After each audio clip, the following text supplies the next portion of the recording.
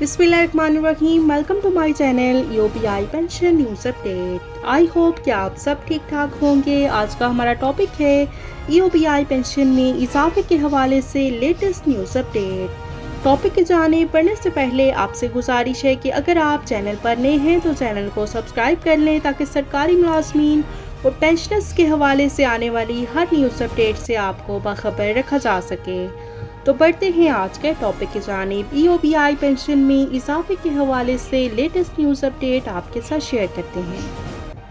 1976 parliament act के मुताबिक हुकूमत वक्त की जिम्मेदारी है कि वो मैचिंग ग्रांट मसावी फंड ईओपीआई में जमा कराए। ईओपीआई पेंशनर जो कि मेमार वतन हैं, जो कि अपनी ज़िंदगी के 40 साल इदारों में काम करके इस काबिल नहीं रहते कि वो कोई दूसरा काम कर सकें।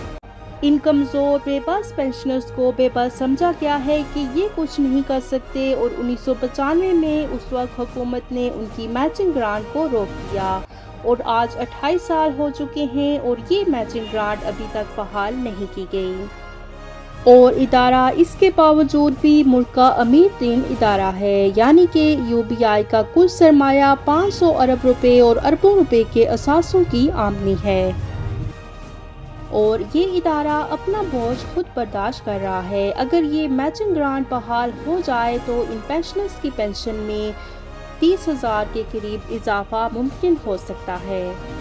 हमारी साबिक सदर आसिफ अली जरदारी और मौजूदा वजीर खारजा जनाब बिलावल भुट्टो जरदारी साहब से अपील है कि वो ये मैचिंग ग्रांट फौरी तौर पर बहाल कराएं और यूबीआई के गरीब बुजुर्ग पेंशनर्स की पेंशन में कम से कम 25,000 रुपये का इजाफा करवा के उन्हें मुआशी कत्ल से बचा लें।